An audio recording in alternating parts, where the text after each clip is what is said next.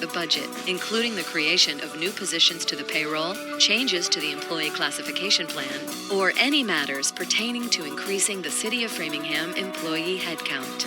The following City Council Finance Subcommittee meeting coverage is brought to you by the Government Channel, a service of the City of Framingham.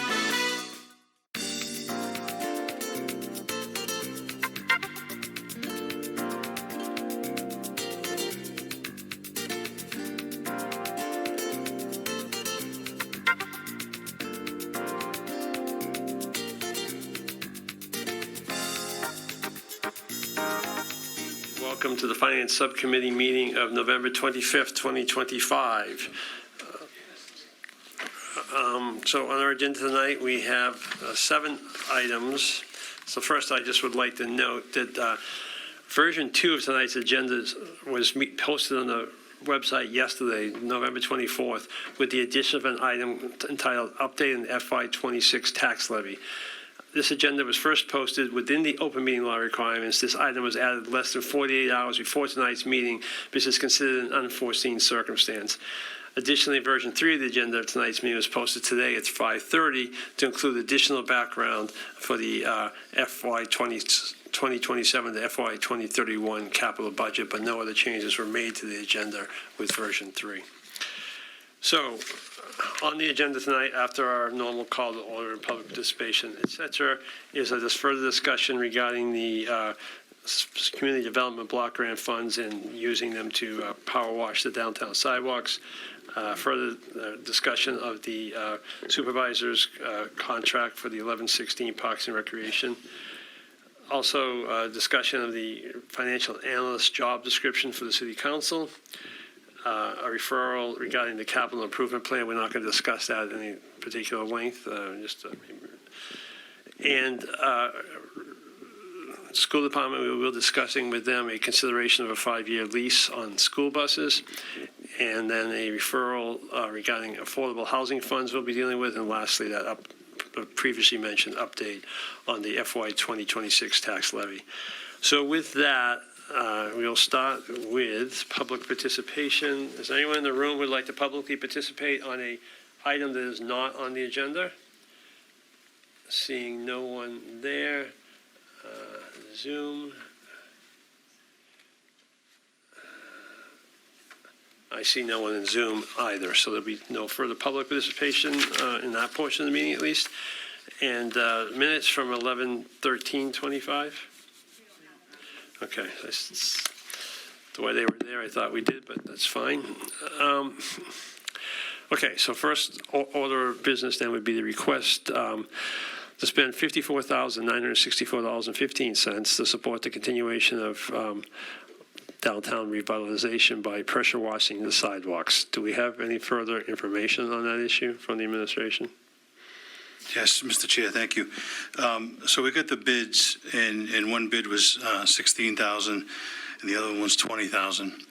So as previously stated, we would like to start on the Boris Way section, work our way up to Waverly Street, and then bid the rest of the project coming right through the center of the city.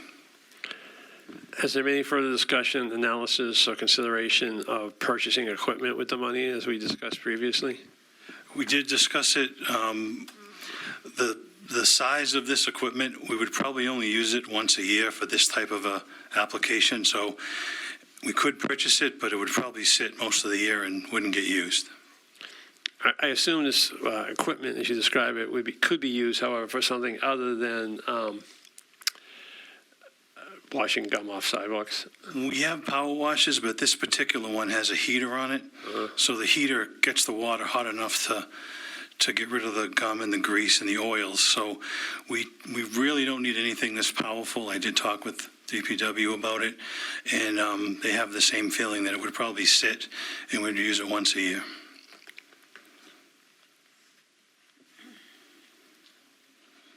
Any other questions, Mr. Steiner? Thank you, Mr. Chair.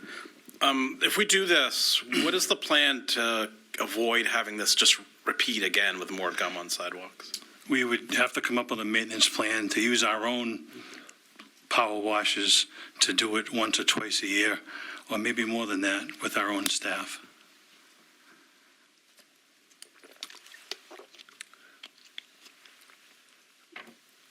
Yes. So why don't we have that maintenance plan ready to go and have a sense of what the plan? I have growing discomfort with this because you're going to have brand new looking sidewalks surrounded by sidewalks that look like they've been there for as long as they've been there.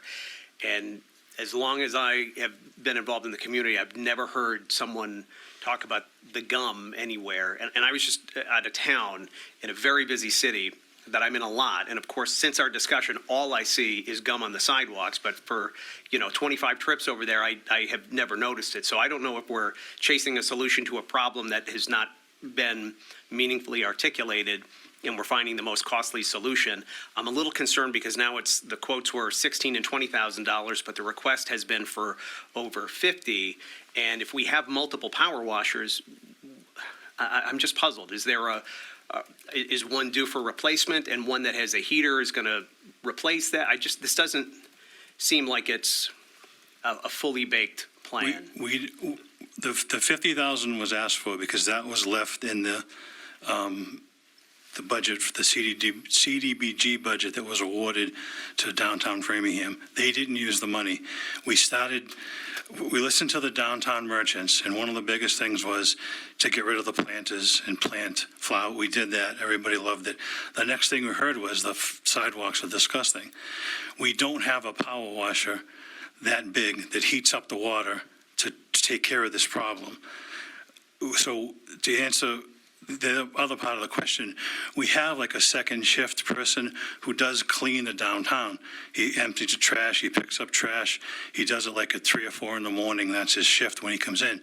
So that person could have the existing power washers that we have. They're smaller, they're not as strong, they don't heat the water.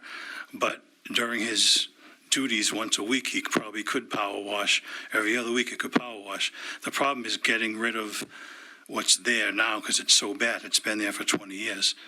Right, it's been there for 20 years. So I guess I have a problem that the request conveniently came in for $54,000, and I think initially we were somewhat led to believe that was going to be the actual cost or thereabouts. It's now less than half of that, but the cost for the equipment is also less than the amount that was initially requested as well. It's just not a well thought out, there's no other application that we have for this power washer that we can't make use of it more than once a year. This isn't a fully baked plan that I feel comfortable supporting. And I'd love to, because I like downtown beautification. I like all of that stuff, but it's like we're going to have the most expensive, short of replacing the sidewalk, which doesn't cost that much more than the $54,000 initially requested. We don't have this well-articulated plan that is financially careful as it could be. If it was the wish of the subcommittee to buy the equipment, we would buy it. I don't think it would get used that often, but if that's what you would rather see us do, we would do it. I'm not pushing it either way, but a reasonable question was asked by Councilor Steiner, and the answer was we're going to have to come up with a plan. I don't understand why you haven't come up with a plan, because if you had come up with a plan that you alluded to, you may have reached a conclusion, something may have come up in conversation with the rest of the team saying, you know what, you may have thought of something else that led to a different strategy. Instead, we're going to buy it and kind of learn along the way. And I don't want it to be the council wanted us to buy the equipment and we told them it wasn't going to. No, I mean, I don't know. I as submitted, as we discuss this, I'm growing less comfortable with the plan. And I'd love to do something that beautifies downtown, but I don't like buying what, it's kind of a unitasker, which it surprises me because if we have multiple, I don't know. The point's made, but I'm not growing in confidence the more we talk about it. So is there any motion on the table, or recommendation? Or perhaps to afford them the opportunity to come up with the plan that they alluded to, or whatever plan develops. Maybe it's wise that we postpone or table this until such time when a plan is constructed. I think Councilor Steiner asked a good question.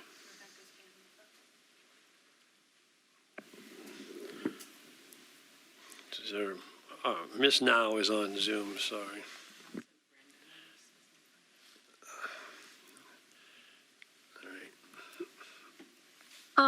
Yeah, so my name's Rebecca, for anyone that doesn't know, and I kind of facilitated this project originally. So I can speak to the initial request and a little bit about the maintenance plan. So initially, when, similar to what the chief operating officer explained, $54,000 was unspent money.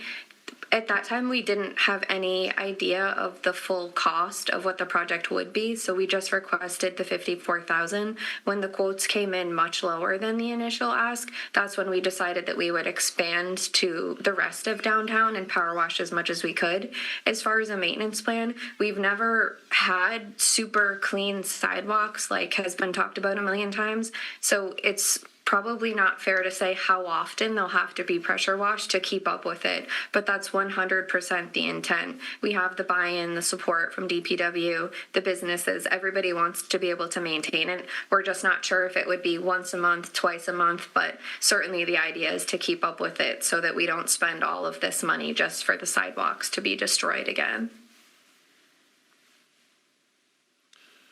Council Ward, generally, we don't allow other councilors to speak at these meetings, but I guess we're okay tonight since because it'd be a quorum of the council and we're not posted. Yes, I just wanted to chime in on this. These funds are left over from Downtown Framingham, Inc., where I sit on the board, and were originally set aside for downtown beautification. I'm actually not sure, maybe someone else could comment on whether or not these funds could be used to even purchase equipment like this. For downtown beautification, maybe that's already been looked into, and it is. But one thing I was most concerned about was that we would do such a small section with the $50,000, and then the rest of the sidewalk would never get done, or would have to come out of our own budget. With the quotes that have come in, I think it's pretty positive, and we might have the chance to use all those funds to clean all the downtown sidewalks, to do it at night, to not affect the businesses. I hear and I appreciate the questions around whether or not purchasing the equipment is the best path forward, but I think I'm reasonably satisfied that this would be a good use of those funds and would be in line with the original intent of those funds, which is downtown beautification, honestly, during this fiscal year. So, thank you. Mr. Cannon. Question for the administration. What else is on the list for downtown beautification? We're working on a lighting plan to change the lighting at the request of the merchants. We're going to see how the removal of the planters go and maybe do more of that, probably not till the spring. But this was one of the last big asks of the merchants downtown was the sidewalks. And so what is the actual cost, since the quotes came in lower than expected, what is the cost to do all of downtown? We didn't cross Waverly Street and ask for a quote, but it's probably going to be double what this quote was, so it'll be within the $50,000. Is it going to be double, or because the equipment, I mean, you pay a certain sunk cost for just having a truck roll there. I mean, I would just feel better if we had either a well-thought-out plan to do X, or since it's less expensive, it may prove to be even less expensive because you're doing a larger area, they're coming out anyway. Have you looked at have you broken the quote down for the square footage and see how that extrapolates over the balance of the downtown? I'm sorry, how it extrapolated?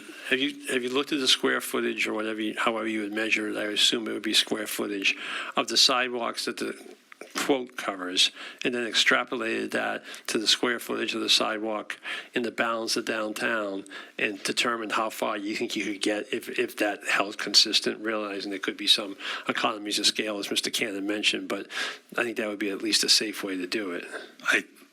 We can get to cross Waverly Street, get to Lincoln Street, and then get down to Union Ave, around the Danforth building, because the scarring or the staining isn't bad on this side of Waverly Street as it is the other side.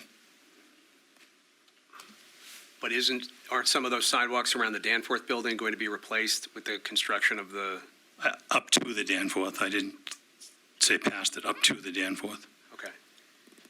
But they are, yeah. So I'd be very curious in the answer to that question, just so we're doing it right. If we find out that ultimately to do this is going to cost $61,000, which puts us a little shy, we can probably I'm throwing out numbers out of the air, but these are kind of basic questions to figure out how to do this and do this well. If we're going to hire a company, let's make sure we're getting our money's worth. Well, I would just ask them for a price. We could do that. Well, that's kind of what I'm waiting for. And Yeah. when do you expect this work to happen? It's going to be tricky now because the weather's, getting cold. So I'm sure if there was a warm week planned or forecasted, we could probably do the south side. But crossing Waverly Street, getting into, December, it may have to wait till the spring. So does it make sense to, and will these quotes hold until the spring? Because you're right, there's going to be sand, there's going to be, I wouldn't guarantee they would hold till the spring because, they bid on it. We have to award it or not award it within so many days. So I don't think they would go up much more than what they are now, though. so why don't we do this? Unless there's some, it doesn't sound like this is something that's going to be able to be done successfully before the snow and the sand and all the stuff that we put our sidewalks through during the winter. It'll give you the opportunity to fine tune a plan. I think there's widespread support for downtown beautification, all of that, and I don't think that's where the objection is. I think it's just, let's figure out exactly what we need to do, make sure we're doing it thoughtfully, and answer some of the questions that have come out there. What's the motion you're looking for, Mr. Chairman? Is it, do we need to just not take action on it at the moment? Maybe just table it for further consideration at a future meeting. So moved. I probably didn't. Would this be possible? I mean, we run into the issue of the end of the term, however. So they would refile I it. have to probably refile it. All right, are you comfortable? So I'll withdraw the motion to table. I think broadly, we're on the same page on a lot of the issues, and it's just a matter of some housekeeping and additional research. Mr. Chairman, why don't we withdraw our request and refile it after the first of the year? That's fine. And then my last comment is thank you to the administration for Ms. Now and for the teamwork on this. We've talked about downtown beautification for a very long time. You've done some great work in that area.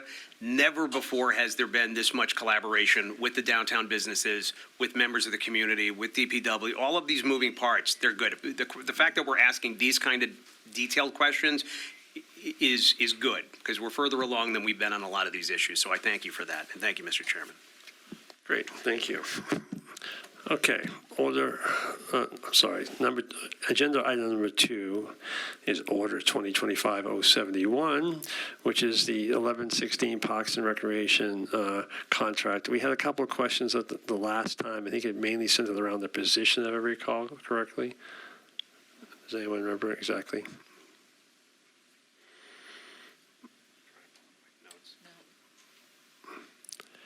Where were you? I know there were a number of questions asked of the HR director, so she's probably prepared with those answers. Is that accurate? I have information. Okay, so, sure. Okay. No, I mean, do you want to give the information you have, or? Sure.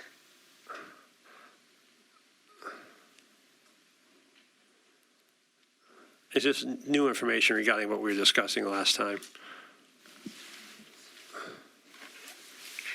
I think it would be helpful if you restated the question.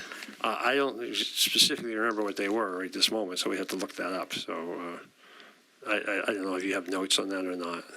I remember specifically that one of the questions was why we had increased the maximum amount for the licensure stipends. That's correct. Thank you. Okay. I am a little uncomfortable discussing strategy from negotiations in an open session.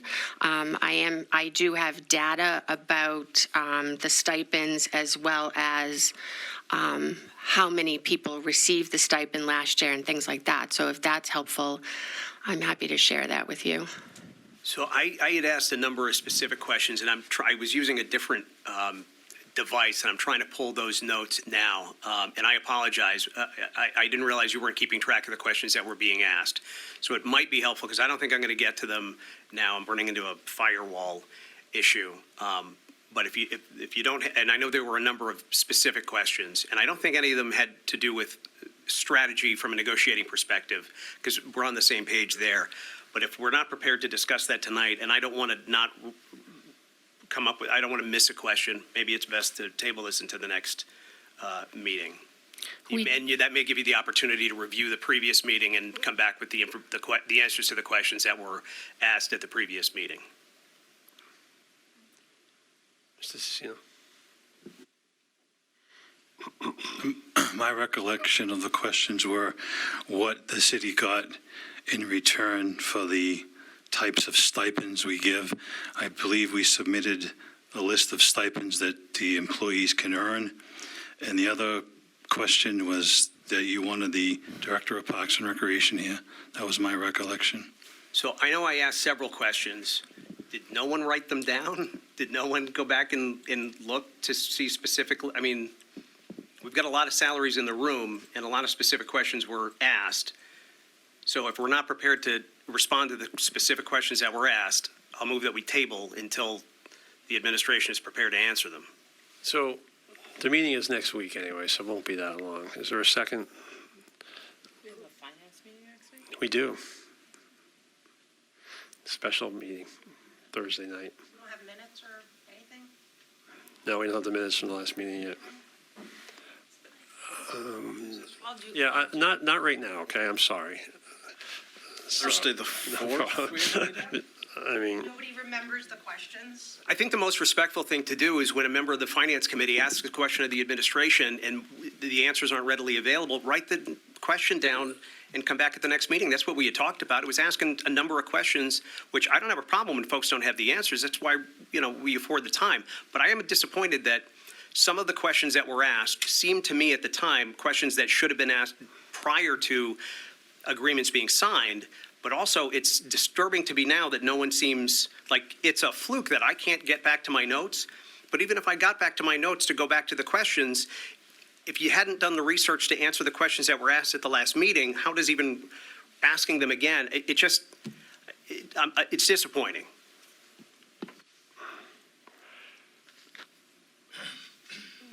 okay. So there's a motion on the table, it's non-debatable. The motion on the table would be to December 9th, which is that the right day? Oh, I'm sorry, right, I was a week ahead of time. Right, no, I know you did. I'm sorry. December 4th, which is a week from this upcoming Thursday night, has to be a special meeting due to the agenda item number 7 that will be coming up. So we have to have a special meeting next week, and we can't have it Tuesday night because it's a city council meeting Tuesday night. So, and we have to meet before the special city council meeting that is going to be scheduled for December 9th. So, No, I only have 2 city council meetings left, and me. He says gleefully. You can pick 2 out of 3. you can pick 2 out of the 3. But anyways, so that's where we stand. So, on the motion on the table, all those in favor? Thank you. Okay, so it'll be on for December 4th. Yes. Okay, next order is the financial analyst job description. So we had posted the full-time position. We hadn't managed to hire somebody yet again. In this cycle, we discussed in the subcommittee creating a part-time position of it. So what is in the background material is merely, I guess, that position as a part-time position. I did not feel comfortable removing any of the responsibilities as we, originally laid out the position. It felt like it would be better to have all of the options there, and then at the discretion and supervision of this subcommittee, sort of establish the priorities as the year unfolds. And the goal here would be to post this soon with hopes that we would have somebody in this position by budget conversations or as soon as possible. I don't know how realistic that is, but that would be the hope. So I don't know if there's questions on what's in the background materials or. So I would just like to say that I appreciate your efforts in putting this together. I do support this idea of trying to move this forward in this manner. So I would hope that we do so.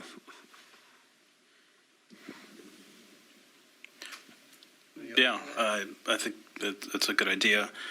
I don't know, I think that the salary range or the hourly range should be added when they actually post it, which may be their practice anyway, but I just don't see it on the. So there's a grade level, and because of the reclassification that we did, this position is within the M8 category. But I don't know how that would break down to an hourly. Okay, I just think it would be good to follow up with HR and just make sure they put an actual range in there and don't force people to go looking for salary scales. I too appreciate all the work that's been done. Considering the timing of the year, it may be something that the next finance committee wants to take a pass at and take a look and see if there's something that, just to see if I'm sure they'll. So I actually suggested and asked Councilor Malik move this forward so we get it done with this. You want to do this before that? Because I'd like to be able to see it, as I think the job description is a job description. It'll be the next finance committee that hires somebody and supervises somebody, but I would like to see if we could advertise it right after the first of the year, so we'd have to get it through all Get the it through steps now. now. Okay, all right. So you're looking for a motion? Yes. I'll move that we recommend, whatever Councilor Malik is comfortable with is the motion, I'll second.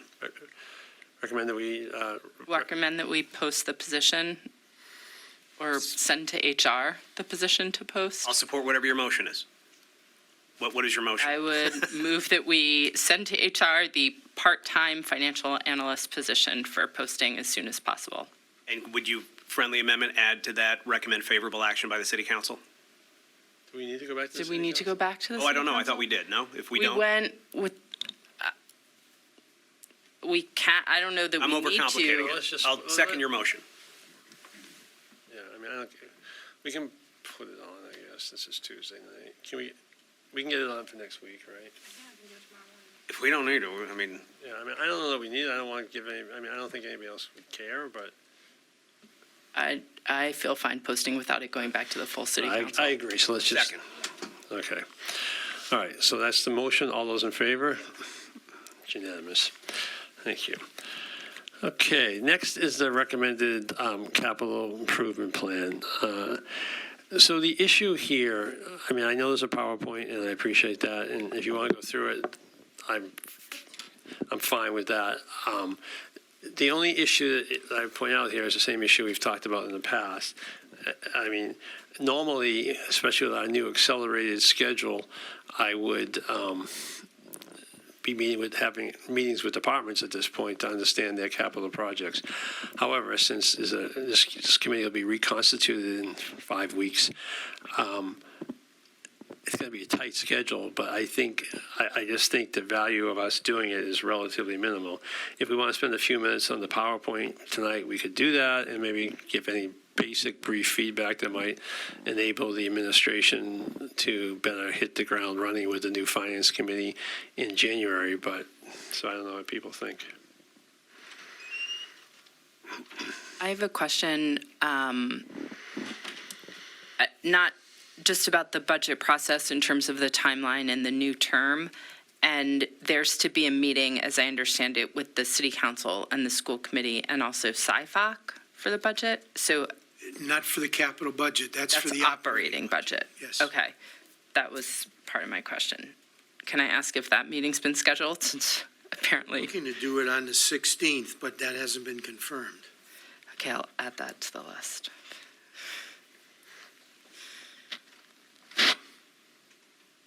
I am fine to start talking about the capital budget. I think whoever is on the finance subcommittee in the next council, is able to go back and watch this meeting and watch this conversation. I don't know that we're going to be making any decisions here tonight, so. Oh, we're definitely not going to make any decisions because it's just not really in our.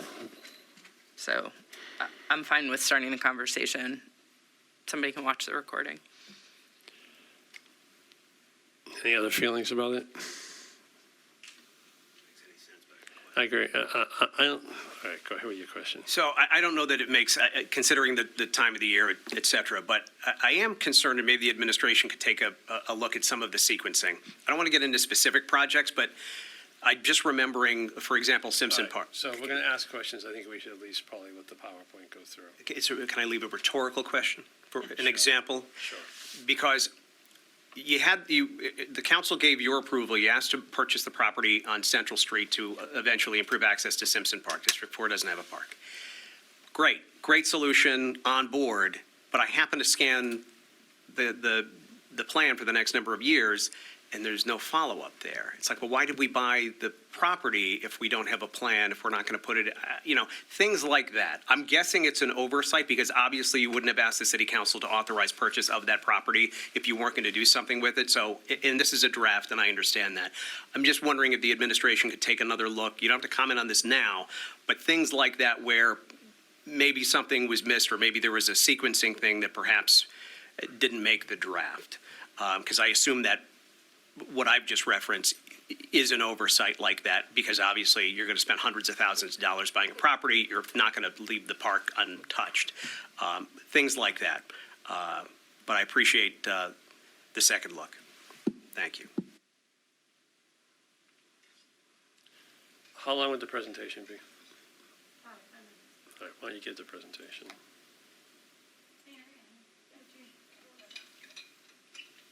Thank you.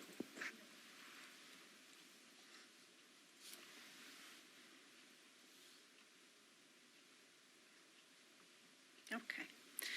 So it's very brief. It is just a synopsis of the information that's been provided.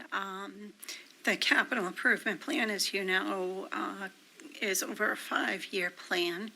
It's been submitted as of November 1, which is the requirement of the charter. This PowerPoint only references the 27. The out years are in all the background material posted on the Budget Central page of the city's website, as well as with all the detailed material for the specific requests and the background material submitted from the departments for each project. So when we develop the CIP, we are using best practices for municipal capital improvement programs. The prioritization and readiness of the projects are reviewed with the departments, the mayor and the COO and myself. We're trying to mitigate the backlog of projects, so we request that the departments don't really front load things that they don't think they'll be able to move on in a relatively quick manner.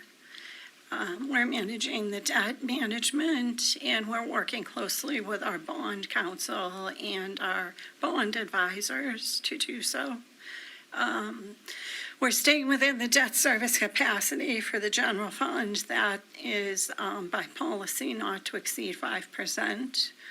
And we're practicing sustainable borrowing and working with the departments on cash flow projections. So we're not borrowing too much, and we're trying to track the projects as they go along and borrow as we need to. As I said, it was submitted to the council November 1. The new charter has changed your deadline for this, so after the FinCom reviews with the departments, the recommendation to the city council is required, and they're to hold a public hearing and adopt the CIP no later than February 27th. So it's going to be a quick turnaround. So just to give a general overview of the projects, the general fund total is $38 million of projects. There are deferrals, but I didn't include them in this list. They're included in your background material. The capital projects and facilities management has 3 projects. The main library roof, the rooftop heating and cooling unit, and also memorial building bathroom construction. The fire department has an engine 3 replacement, a mechanic's pickup truck, and a shift commander SUV. These are all replacements. Police has mobile data terminals for vehicles and drones, and technology has a citywide IP camera replacement. The Parks Department I won't go through every single thing, but it's Bowditch administration building improvements, Loring Arena building improvements, paving, playground accessibilities, the Walsh Dunning softball complex, vehicle replacements, Washacum Beach improvements, Mason Park, and Farm Pond floating dock engineering design. Public Works, they have various equipment and vehicle replacements, roadway improvements, a large project for Winter Street. Wait a minute. It changes the slide. Oh, I'm sorry, Mary. Thank you. Winter Street roadway, Winter Street and Salem and intersection, Saxonville intersection, a street sweeper, pedestrian accessibility improvements throughout the city, a dump truck, next slide. Additional pickup trucks and equipment replacements, a fuel island replacement, some technology upgrades at the Public Works facility, Bishop Street right-of-way, acquisition and design, MS4 permit, which they do every year, 2 Chevy Equinox replacement vehicles, a Ford pickup truck, a compressor, there's another pickup truck, and a fleet management system. Next slide. The school department had a relatively short list of items which were all recommended to move forward. Some floor maintenance equipment, Barberry Elementary, stormwater improvements, Cameron Fire Alarm, McCarthy Elementary School, and Harmony Grove Playground and Safety Surfacing, high school gymnasium front and rear floor refinishing, a HVAC sump pump for Cameron, and some theater lighting for the high school. Next slide. The sewer enterprise fund is 10.9 million on 10.6. Various, again, replacements for vehicles and equipment, improvements to the sewer collection system, some smaller Explorer and replacement vehicles, Maynard Road sewer improvements, some sanitary sewer evaluation, defect repairs, which they do yearly, Worcester Road sewer improvements, Worcester Road and Temple Street main replacements, an aerial lift, a generator, another pickup truck, and another generator. Next slide. The water enterprise is 23 million. That includes a large project for fire flow restoration and water quality, water meter system and replacements, another Ford emergency vehicle for on-road repairs, the Maynard Road water improvements, another vehicle, a pickup truck, Elm Street water pump station, another pickup truck, a Saxonville intersection, that's Elm Street transmission, and Chestnut and Watson Place, that's a large project. The Worcester Road water improvements, Phase 2, another large project. The water section of the water part of the Worcester Road Temple Street design, and then the water pump station equipment replacement and communication improvements.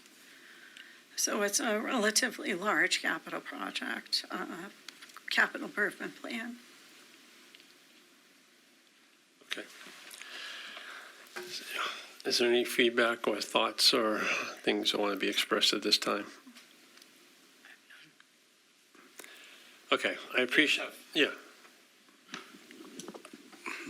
It probably won't be me, but it would be helpful to see like the total amount. And I know the guidance was a big, concern, like what percentage it should be of the overall.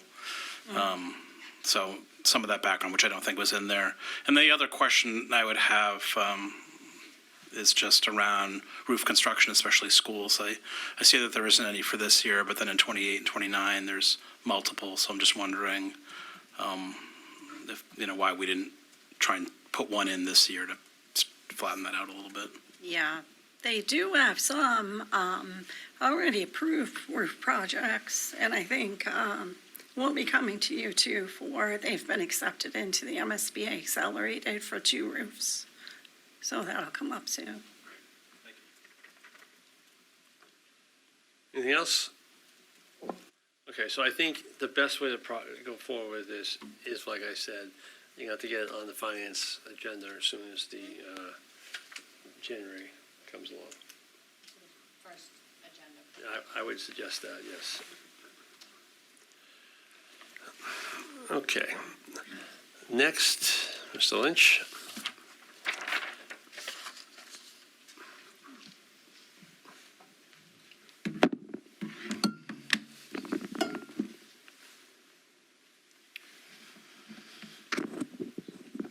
All right, good evening, Mr. Chair. Good evening, councilors. Good evening. Tonight, I am here to discuss a potential 5-year lease for school buses, and to ask for a approval from all of you tonight for that contract. Anything above and beyond 36 months, the council, finance subcommittee, and school committee all need to approve the contract. So all of the information is in a memo in your packet this evening. But just to summarize, we went out to bid for 86 diesel school buses. The idea is that we would have 77 routes with 9 spare buses used for athletics, field trips, things like that. We currently have 72 buses running. As you all are aware, we are actually in year 3 of our contract with NRT, so we are leasing their school buses right now. This contract would officially cut ties with that vendor as of July 1. So we have hired bus drivers. We are running an operation this year that is above and beyond what we have been doing in the past. So we have the drivers, we have the monitors, we have the logistics, we have the operations. Now we just need the buses. So this contract would give us 86 buses for 5 years. And the idea would be every 5 years, you would go out to bid, or every 4 years, you go out to bid for another fleet of buses. And the thought behind that is not to get stuck with 5-year-old buses with maintenance issues and things like that for the long term. So brand new buses every 5 years is our long-term plan. As mentioned, we did go out to bid. We had 4 bidders, New England Transit, DeVivo Bus Sales, Anco Incorporated, and First Student. New England Transit Sales came in the lowest amount by about $2.2 million versus the second lowest bidder. So for a 5-year lease, and this is an all-inclusive lease, so nothing else will be budgeted for these buses except for this lease payment and fuel and DEF that they fill the buses with.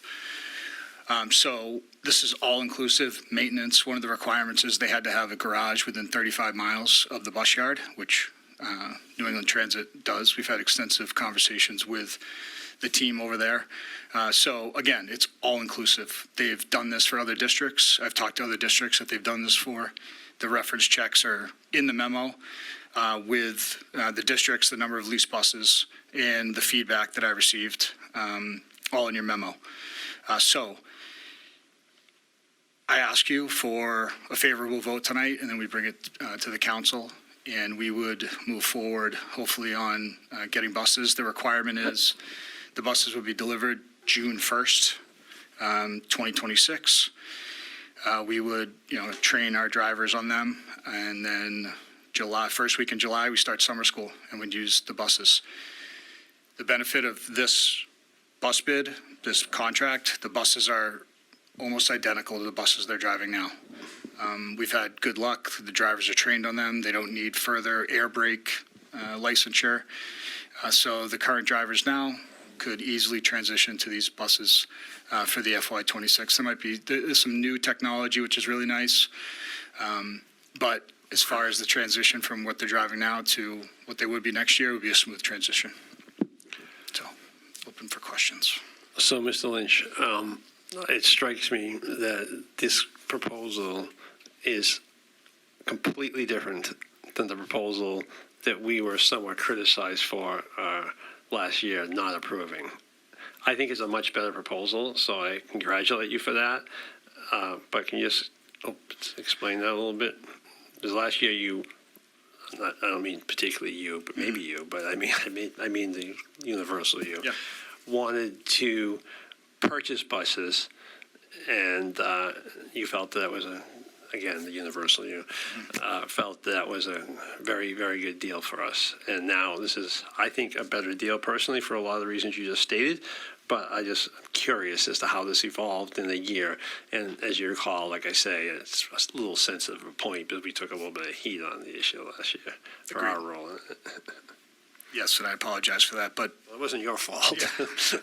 I think the more people you talk to who have been in our situation, which more and more districts are doing, some districts who chose to go lease to own have been stuck with buses. So after 5 years, there's not too many maintenance issues, but once you get to 7, 10, 12 years, you're spending a ton of money on tires, on brakes, on all the maintenance that's needed. So to be able to have these buses as an all-inclusive and then get brand-new buses, I think just talking to people who have experienced it, this is the best direction to go, and I agree with you. I think this is a far better option for us and for the city.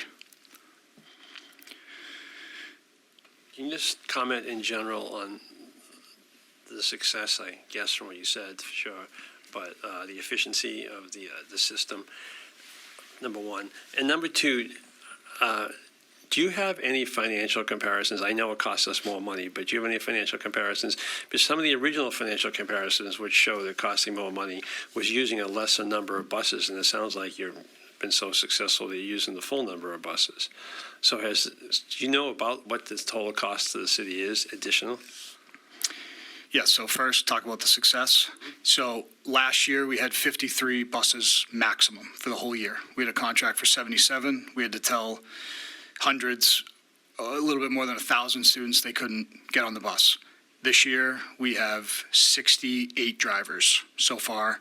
We have more in training. We have many more who have applied. So we have 72 budgeted. That's our goal for this year. Our recruiting, our financial package that we've offered has taken the majority of NRT drivers that have come over, and then we've taken drivers from other districts, from other vendors. So it's been really good. We're still not 100%. The goal is to transport all students. With this contract, I believe we will be able to do that. So it's been really successful. The environment down at the bus yard it's a complete 180 from what it was last year. And I think it's just more drivers, more buses on the road, less students per bus. When you have 53 buses and 5,500, 6,000 kids, you're packing those buses. There's 60, 65, 70 elementary school kids on the bus. So that is a tough bus to manage. So with the increase in drivers and drivers staying, if you remember, one thing that we actually took from Worcester, we have a sick day incentive. So when we used to see 10, 11 drivers call out on Friday and Monday, barely any drivers are calling out sick. So that consistency with the students, seeing the same bus driver, getting on the bus at the same time, getting off the same time, creating the relationships with the families and with the students, I think just is a total game changer, and that's why we've been so successful. As far as cost, so I projected out cost for next year, including this lease. So for the total operation, salaries, and then the lease and fuel would be $7.7 million. Back when we were doing in-house projections, we projected this year it would cost $7.2 million. So I think we are under what we projected, so it's less of a cost. And I think the big piece of it is the leased buses. The bid that came in, like I said, was over $2 million less than really what was expected and what the other bidders came in at. So financially, I think this move not only saves some funding or cost avoidance moving forward, but overall it's a better operation with more buses. But that 7.7 number does not include the benefits and retirement and that thing, right? It does not. School costs only. Right. Do you have any estimate of what those costs are? For health insurance, I do not. No, Jen and I have not. Does the city administration know what the additional cost for health benefits is going to be? So the last time that we had some information on this is when the drivers were coming on. And at that time, it was about $269,000 for the health insurance. For the year? Yes. What about retirement? Retirement, I don't have that number, but I can get it for you. I have a follow-up question to that. I believe that the discussion of health insurance was an unknown as to if people were going to take our health insurance. So is that 269,000 inclusive? Like, is that an actual, or was that what we budgeted? That's an actual. Okay. Do we know how many people took it? Yes, we had our consultant look at that, and that's the determination is for everyone that took a plan for our health insurance, the cost is $269,000 to the budget. But do we know what percentage of people took it, or how many people took it, or whatever? Probably half. So health insurance for 30 to 40 people is only 269,000. It seems awfully inexpensive. It seems very inexpensive to me, too. That's why I'm trying to figure it out. Maybe, I mean, it's great. Why don't I get back to you with the numbers on those? Okay. Thank you. Okay. Mr. Cannon. And thank you, I agree. And I think on the work that you did to revisit this and find other solutions, you heard the feedback. I honestly think you probably could have dug in, stuck with the original plan, and probably got it passed. I appreciate the fact that you went back, you looked at it, you talked to other people, and you came back with something different. Not everybody does that, and it doesn't go unnoticed, and I'm grateful for it. The contract you're referring to, I don't see that anywhere. Is that by design? The actual agreement itself? Yeah, there's no agreement written up yet. So, I mean, there's a template for the agreement in the bid documents, but as far as. It's that same, Yeah. no changes. Sometimes lease documents can be tricky, but if it's a mutually agreed upon template that's already been, all right, that's fine. I don't have that issue. Thank you. So my question, I understand that you've also been working with a consultant about some electric school buses, and that is on the side, so could you give us an update maybe on where that stands? I believe it was 5 electric school buses were in the realm of possibility. Yeah, so the school committee agreed to move forward with this lease and then set totally separately, because there's been some confusion about can you add electric buses to this contract? You cannot. This is for diesel only for 5 years. So my task is to find either grant funding or incentives for up to 5, I think it was 3 to 5 electric school buses. So I'm working with a vendor on a 10-year lease of electric buses, which includes all the infrastructure.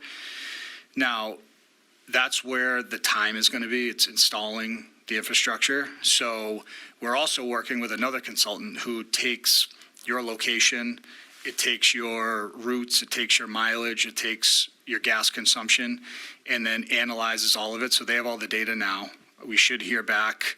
We have a meeting with them next Wednesday to get some feedback from them. What they tell you is, yes, it makes sense for you to go electric, or no, it doesn't, depending on how many routes you run, what your mileage is. So we kind of have 2 different projects going at the same time right now. I'm working with Sean Luz, the sustainability coordinator, on that. I think we have a ways to go because, where the buses are parked, it's park and rec land, and it's CSX lot land, so there could be some hurdles there. But looking into it and potentially moving forward, I think is in the near future. There's just a lot of planning and a lot of logistics that we need to figure out. But those buses would be in addition to this contract. So I think that's, so I think that's my question is, if those are in addition to this, then would we just have some buses sitting around not doing anything? No, because then you could have less kids on buses. So say a middle school run has 30 kids on it. If we had an electric bus, you could split that up and maybe have 20 and 10, and the routes would be more efficient. But no, we would not have buses sitting around. That's not the idea. And we have almost 6,000 students that have requested transportation. So we're going to need every bus that we have on the lot to do it. So I guess I'm a little confused, because we're either not buying enough buses if we have the bandwidth 4 or 5 buses that are electric for some reason, and everything I read shows hopefully the technology is going to be better and more reliable in 5 years, or at the time when it comes to revisit this contract or a similar contract. Why would we be working on this now? Are we not buying what we need? I believe we're buying what we Leasing need. what we need? I believe we are leasing what we need, yes. Are we just, respectfully, are we just trying to do something? Because, I mean, I see how elected people do this all the time. We get connected to something because it makes us feel good, and we want to be able to say, hey, I was part of this thing that makes us all feel good. But at the end of the day, this is critical infrastructure that on the coldest of, February mornings has to work. And there are a lot of concerns about electric buses. But if we're buying enough, why are we wasting our time looking at technologies that, or a separate purchase and going through that entire process that has a lot of moving parts and a lot of spinning wheels and multiple members of staff on both sides of the ledger? Why go through that exercise right now? Yeah, my proposal was 86 diesel school buses to go out for lease. Okay. I respect that answer, by the way, and we'll leave it there. Thank you, Mr. Chairman. Thank you, Mr. Lynch. Thank you. How are we looking in terms of delivery of the buses, assuming that this goes through the council before December, or in December? Yep. So June 1st, 2026 is the requirement. Yep. So talking to the vendor, that's not a problem. And security cameras are not part of the package? Cameras inside the buses are.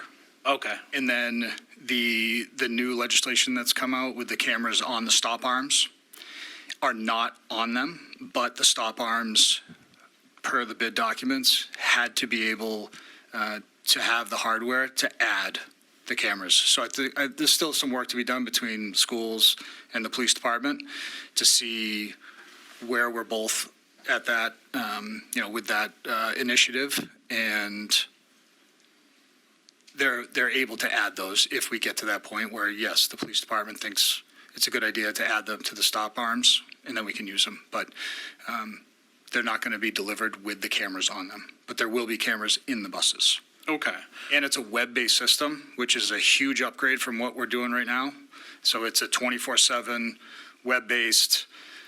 In the cloud, you're not. You can pull footage. You're not pulling out a card from the bus, have to wait till it gets back to the yard, then put it through a USB reader, download it to 2 different formats, and then send it off. So, yeah, it's going to be a huge upgrade. That's good. I would definitely advocate for the arm cameras. I think that it's people abuse that, and it's dangerous. We see it a lot. Yep. And then my only other question was, how are you dealing with enrollment fluctuations? Because, I think I just saw in the paper, maybe because of ICE or other factors, the enrollment really dropped. So what is your approach to being prepared for that and not preparing for buses that we're not going to need? Right. Yeah, so we've seen a 640 student drop. So from October 1 of last year to October 1 of this year, it's 640, and it's gone down in the last almost 2 months since we had to report to DESE. So it's even further. It's more like 650, 660. But there's still 58 to 6,000 students who need a bus ride to school. So I think even with the drop in enrollment now, there could be a change in administration in 3 years at the federal level, and potentially that enrollment could go back up. So I think we need to plan long-term versus cutting buses back now and then have to scramble and add later. So with 5,800 to 6,000 students, I think the 86 buses is enough to handle it. Thank you. That makes sense. Any other questions? Is there a motion? Motion to recommend favorable action. I'll second. Oh, I do have one last question. Are the buses diesel? Those are buses now or not, right? The buses now are Oh, they are. diesel, Right. yep. Were the ones we were going to buy last year gasoline? They were gas, yep. I knew I heard gasoline Yes. somewhere along the way. That's why. Okay, thank you. Okay, all those in favor? Thank you very much. Thank you for your support. Thank you. Okay. Next is a request regarding affordable housing funds. Anybody want to comment on that? So I believe Sarkis was going to be on remote. He's zooming in. Yes, he is.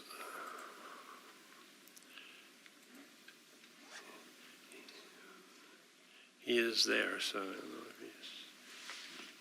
he's. Mr. Sarkeesian, you can speak if you are there.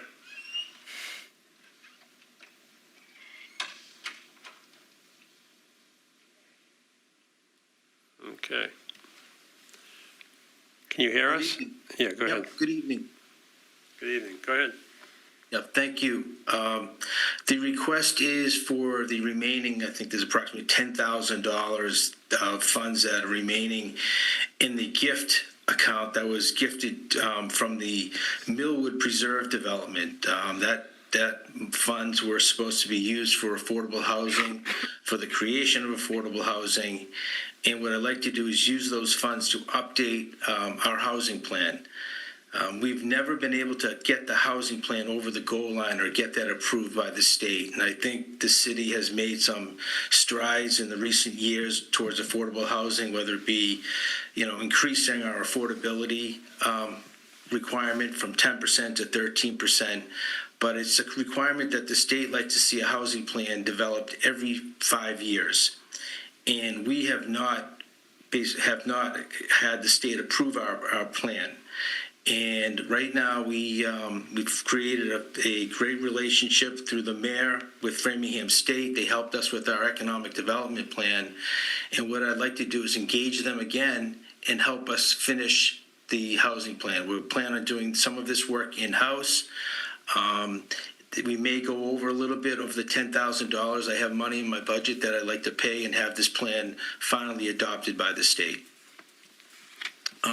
I still have to go before the planning board because these gifts were received from the planning board, but I would like to start with the city council first, and I plan on, if approved by the subcommittee, getting this on the agenda and having the planning board take action.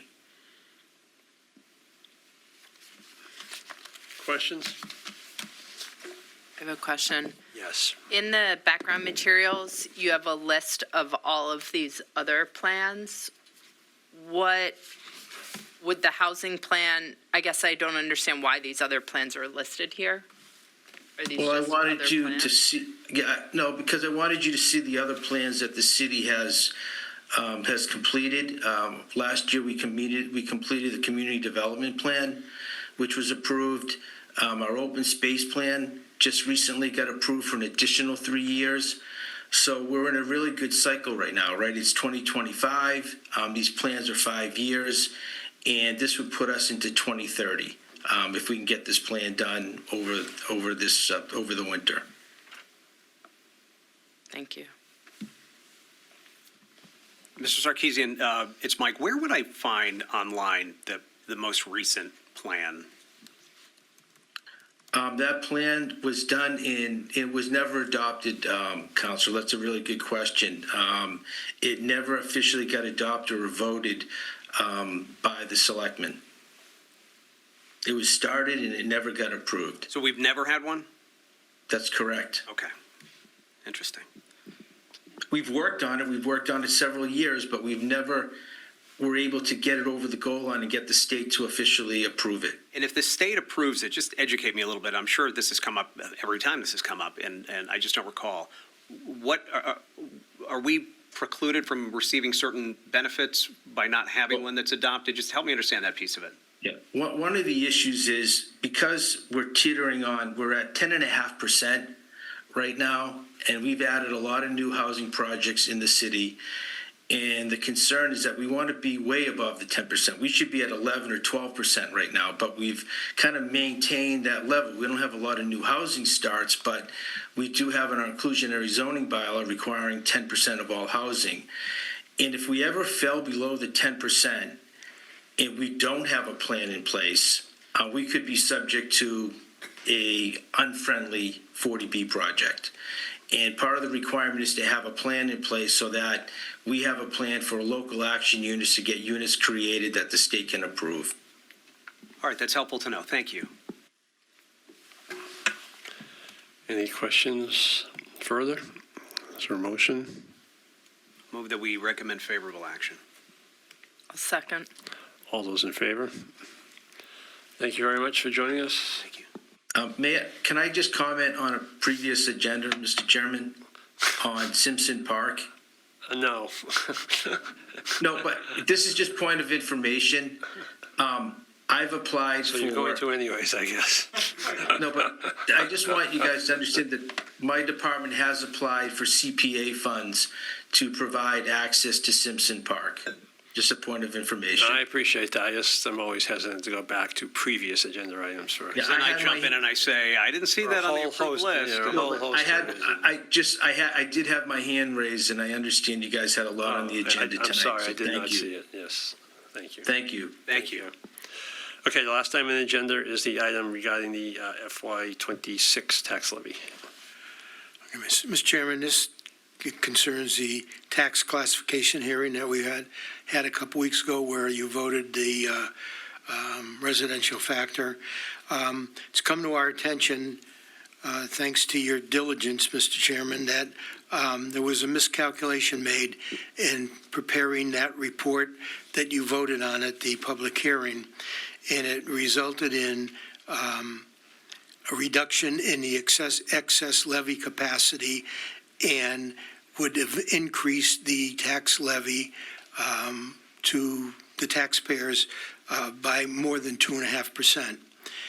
And once you brought it to my attention, I know you continued to work on it to figure out exactly what happened, and I worked the next few days with the chief financial officer to try to determine what the problem was. And it's been determined that the problem was that the calculation of the revenue, the estimated revenue for the fiscal year was not applied properly to the components of that formula. And it could have created a problem with having an excess tax rate for the fiscal year, but we've come up with a solution that we have discussed extensively with Department of Local Services, part of the Department of Revenue, and they've agreed to our proposed solution. However, in order to make that correction and put us back on track, they want us to have another hearing and redo the tax classification hearing. And time is of the essence if we're going to do that, because once it's done, they have to review it and approve it like they did in the past. And the reason timing is so important is if it gets done in a timely fashion, we'll be able to get the tax bills out by the end of the calendar year, which was always the plan. If we can't act on this quickly, we'll miss that date to have the tax bills printed and mailed, and the next quarter tax bills will be late. So the proposal is to increase the estimated local revenues for the fiscal year, which would eliminate the need to use any of the excess tax levy capacity and continue to keep the levy without including the exempt taxes at 2.5%. And we need to schedule a hearing. We've talked to the chairman of the city council. He's agreed to have a public hearing on December 9th, Tuesday, December 9th. And the chairman of the finance committee has agreed to have a special meeting of the finance committee on December 4th to discuss this in greater detail in anticipation of the public hearing on the 9th. We're not recommending any changes in the Residential factor, we're recommending it stays at 169. In our preliminary estimates for the new number for the revenue would lower the tax rate that was set at the public hearing from $11.91 of residential to $11.83, which would result in an approximate reduction in the average tax bill of $54 for residential. The tax rate for the commercial property would be reduced by 16 cents per thousand, which would also result in a reduction in the average tax bill for commercial properties. Okay, so I do have some comments, as I'm sure you expected I would. I appreciate your outline of the situation, but I think there are several points that need to be made. The tax classification proposal that was put forth to this body and approved by this body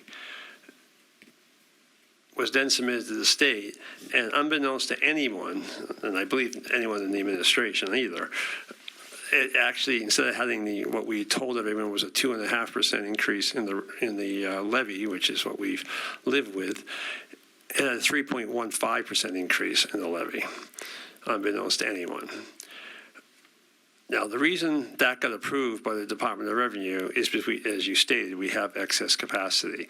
Had this been 10 years ago, when our excess capacity was only $1,000 or something like that, it would like a kickback to us, and they would have said, you can't do this. But they really don't care if we use our excess capacity. But we do. I mean, there's been proposals in the past by a small minority of people that we consider using more than our 2.5% every year, and that's certainly a fair proposal. If someone wants to make it, I would not support it, but that's a fair proposal, and maybe in future years, maybe somebody would. But I think that's something that, from a policy basis, we would want to have a very significant discussion about if we were to do that. So the reason I was able to discover this was because I saw a lot of discussion about how the tax bill went up as much as it did. And every year we've discussed this, and I've never really completely been satisfied with the answer, but I understand why. Even though the levy only goes up 2.5%, the average tax bill always goes up more than the levy goes up. Some of it has to do with the growth in value. Some of it, I believe, has to do with no new growth. Some of it has to do with the distribution of value and the distribution between commercial and residential. There's lots of reasons for it, but it's consistently higher than the levy increase of 2.5%. Usually by a much larger amount than I would anticipate, to be honest with you. But this year it seemed particularly high, and that's what made me go back and look at it. And so I did go through some of the state reports last week, and then I came across the fact that our excess levy capacity the first time had been reduced by $1.6 million. And that's when I figured out the beginning of it. So then I tried to figure out why it happened. And after some research, I was able to go back into the revenues that were proposed to us as this budget last spring, and the error was in there. And essentially, we were told, and I kicked myself a little bit for not seeing it then myself, but we were given revenues that overstated our revenues by over $3 million. And the fact that it's only a $1.6 million error has to do with other revenue becoming available. It has actually how to do with the levy, how the levy is calculated by the state, and a lot of other things. But we didn't have enough to cover it, and that's why the $1.6 million was a problem. What concerns me is that nobody noticed it going into the state that the levy was too high. And it went through a lot of people, including us, in fairness, but I don't think it should be expected for us to have that level of scrutiny on the budget. The reason it's concerning beyond that obvious amount and beyond the fact that if we had noticed it, we would have been taxing people at a 3.15% increase, is that well, there's several concerns, but as I look through it further, well, let me back up. That means the revenues were off the expenditures by $3 million of real money, and no one noticed it internally. That's a lot of money to be floating on a budget and not seeing it. A lot of the times, and I fully understand that being responsible for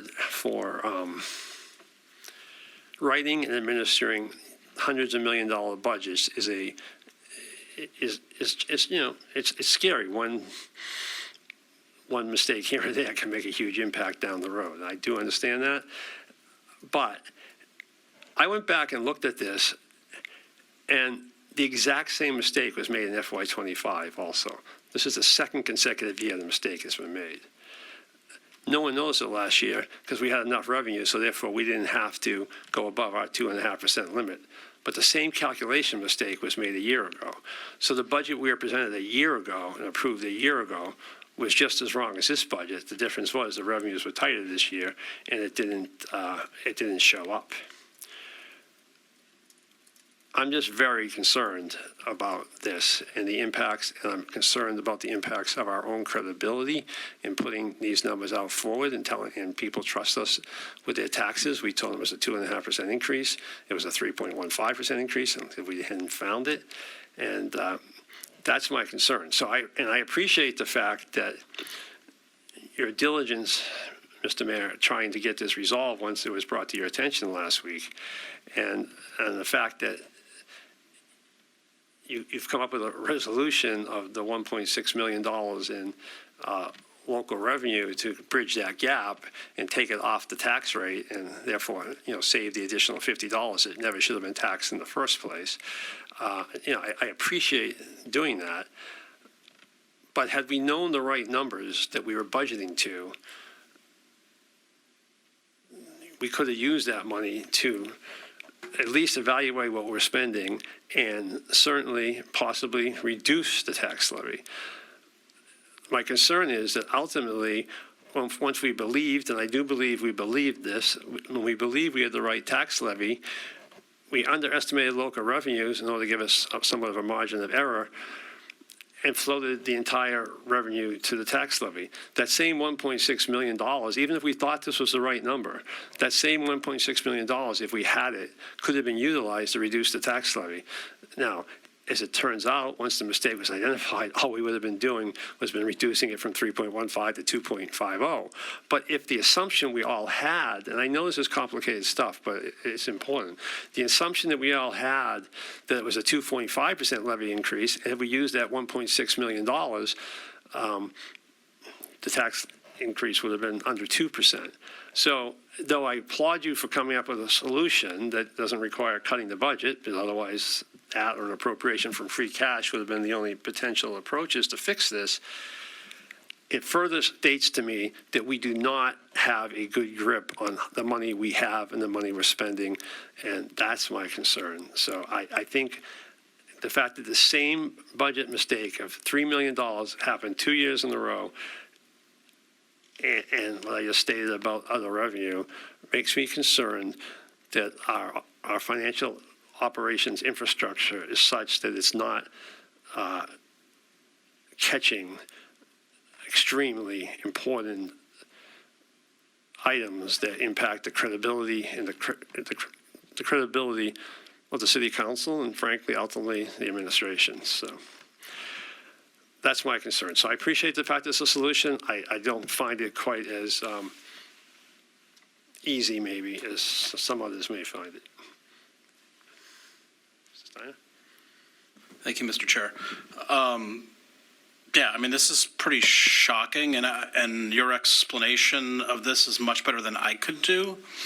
I'm concerned that we're not looking at a memo explaining all of this right now, because Well, I mean, I appreciate this is the first time I'm hearing about this at all. Conversations with the DOR, special meetings, like it. So I appreciate that, but in fairness, I should have explained this, so I'll let you talk. But I just noticed this last Thursday night. I brought it to the mayor's attention last Thursday night. They didn't realize it. They weren't even able to work on it until Friday. They didn't really have any information on Friday.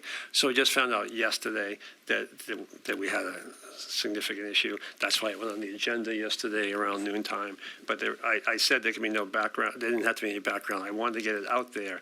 But this is a general discussion. I realize, I agree, and I expect there will be some further explanation, but it is a complex subject. So that's the reason why I just asked to put it on tonight, because I knew we were meeting the last second. But, and I'll stop in a second, but just to your point, as heard, there has to be a special city council meeting on December 9th. So that's why we need a special meeting next week to review it on December 4th before that December 9th meeting. So it's just to try to get all the meetings together. Because it has to be referred to us by charter before it can go back to the city council. And they have the date of December 15th or so that they need it by if they're going to go with this solution. So to that extent, I did put it on with the understanding there wouldn't be any background, just as I wanted the committee to be aware. That's helpful, and I think people should have been pulling an all-nighter and handed us a memo when we walked in here. It's too complicated. The solution, I don't really understand. I mean, you know, so, and don't try and re-explain it, because it's not going to help. I won't say anything else, I promise. I need to, you know, I think some people are visual learners, and definitely when it comes to big numbers like this, and I think it would help to explain this to the public, too, because they're all hearing about this, or at least most of them for the first time, so. Anyway, that would be my. I would say, I think everybody's hearing for the first time, and I do apologize for, I know it's complicated. Mr. Ken? Well, thank you, Councilor King, for doing that work. I am, a number of things have happened tonight that don't happen often. One is I have agreed with Councilor Steiner throughout the course of the evening with great alacrity, and the other, I find myself nearly speechless now. It took 8 years. You're right. You should, you know. As we were hearing about this, I'm thinking, okay, well, there was an error, but it was, I thought the whole point was it was caught. But it wasn't caught. Well, then I'm thinking it was caught before it went to the state. Oh, okay, no, but it wasn't caught before it went to the state. Okay, but it was caught when it kicked back to us and it reduced our levy capacity. I just see so many opportunities where this should have been recognized. And frankly, all of them exist before it even got to the Finance Committee. Because I agree. I mean, I never have sat in this seat thinking that, you know, the $5,000 elected official has greater handle on a $400 budget than the $200,000 plus, you know, the employees that are hired specifically for that purpose. So I've never been in the frame of mind where I've been that doubtful of such basic controls. Am I to understand, how did we not notice when it came back from the state, and how did no one notice that? And then how did this happen last year, and did we not know about that? I don't know what questions to ask, but I was looking at the investigative parts of the charter that I've never had to really look at. Investigative authorities at the Finance Committee. I'm truly stunned. So we somehow overstated revenues. Is that ultimately the cause of the issue? We overstated revenues. I just want to make sure I'm understanding. What you want me to? Go ahead. Anybody. I just want to make sure I'm understanding the ultimate error at the end of it. Sure, and we can obviously write all this out for everyone. So the situation with the levy is the starting point of how you calculate the 2.5. Can I appreciate that, and I know we're going to talk about it at length, and I apologize for interrupting, but I just want to make sure I'm getting the basic answer to my question. Was the putting all the details aside, just a yes or no, was the issue because we overstated the revenue? I just want to make sure I heard that right, that's all. We didn't overstate the revenue. The revenue was exactly the revenue that we had. The issue is it required a 3.15% tax levy to get there. Okay, that's it. So the solution sounds manufactured then. It's just kind of making up a revenue projection. I don't know. We're going to have a lot of discussion about this. I agree with Councilor Steiner, and I recognize the circumstances of getting it out there. Even if we were handed something that couldn't have been posted in time, the fact that we're peeling back the layers in real time with the severity of this happening 2 years in a row. And respectfully, we've had 4 years to figure out a plan, so there are checks and balances. People make mistakes. I have no issue with that. We're an enterprise run by humans. That's going to happen. But that's why we have layers upon layers of substantial expense to prevent this.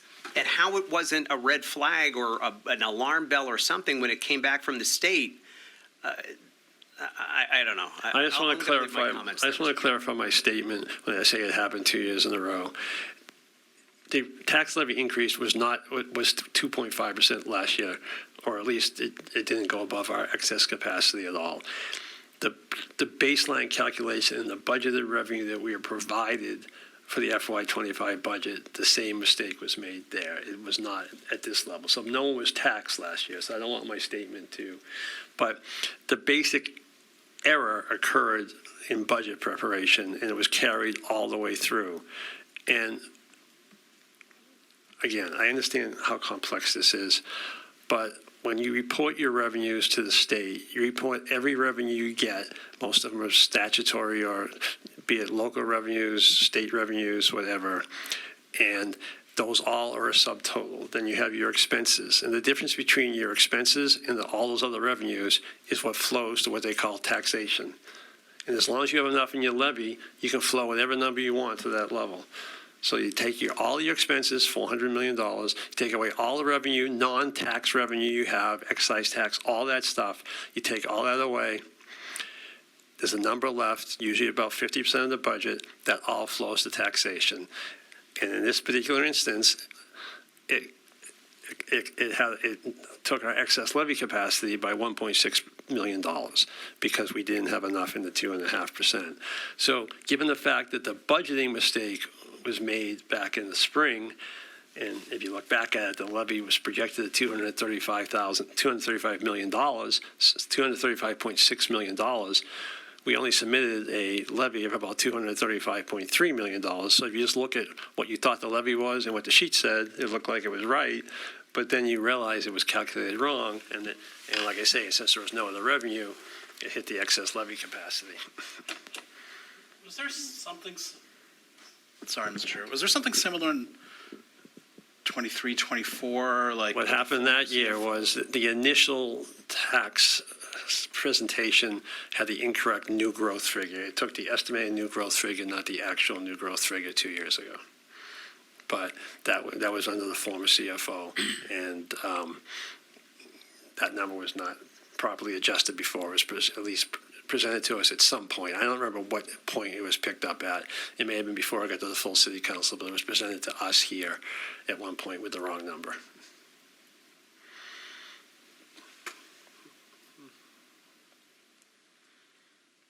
Mr. Ward.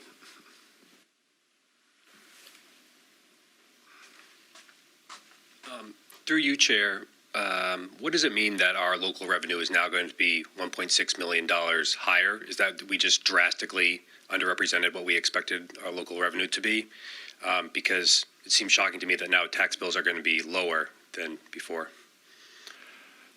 So there's a bunch of categories of local revenue that we get from excise tax to restaurant. I don't even know what's in it, but like building permit fees, all those, everything that's collected at the town hall, all those things.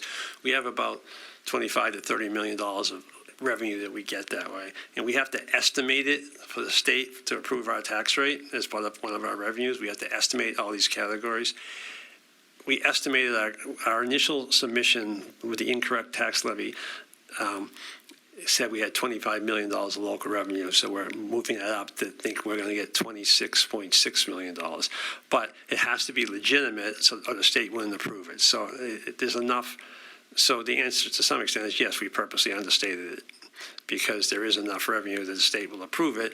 And our FY25 actual local revenue category was just about $30 million.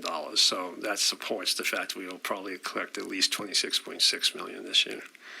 And to risk showing my own ignorance, if we hadn't done that, that money would have then flowed to free cash, or? Correct. Yeah, okay, thank you. Anything else? Any questions? Does DLS have guidance for the municipality when something like this happens? I can't imagine it's common. I don't know if you know that from your experience and over the years. No, but I think that obviously they've been talked to, and then they've agreed to the solution, I assume, right? They're going to allow this to occur. So, Right, but the broader issue of, we thought we were doing one thing, the city voted for, something other than what was voted by charter happened, and more of a question about internal controls, or is that more of a question for the auditors, which raises a whole other series of questions? I mean, I don't even know that it's worth talking about further tonight. I'm stunned. I'm not sure I totally understand the question, but I think there are some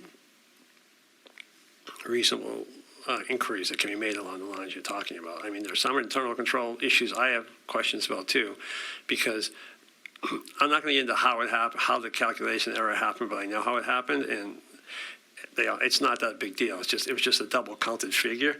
But the point is, the fact that we could double count a $3 million figure, to me, concerns me a little bit. Not just but not making the mistake so much, but that it's not obvious in the operation. Well, that's the thing, and it shouldn't be you having to find, I mean, that's just not how an error like this should be. I'm grateful, but it's a bit terrifying, because it shouldn't be it just, anyway, that's all. Right. It was just luck, to be honest with you, and my curiosity. I just had hoped perhaps that luck and curiosity existed elsewhere on the board chart, but, all right. Okay. Anything else from anybody? Motion to adjourn? Yes. Motion to adjourn. Wait, sorry, can we just, Oh, yeah, the do we schedule. not, meeting schedule, just, I understand the 4th and the 9th, do we have any other finance subcommittee meetings scheduled in December after December 4th? Not as of now. now? No, I don't anticipate we will, but You don't anticipate we're going to need another finance subcommittee no, if meeting? there's anything that's referred to us on the 2nd, we can deal with on the 4th. And then the Anything 9th. that's referred to us on the 2nd, we can deal with on the 4th, And and the then the 9th 9th? is going to only be a one agenda item. And the Okay. 16th, I can't imagine they're going to be referring things to subcommittees, because it doesn't make sense for the Right, because the end of the term. last meeting of the term, so. Okay, I I don't anticipate we'd have any others, unless there's some aspects of this that require our Sending the new schedule, like, right after this meeting. okay. Thank you. I would now support adjournment. Motion to adjourn. second. All those in favor? Thank you. Thanks.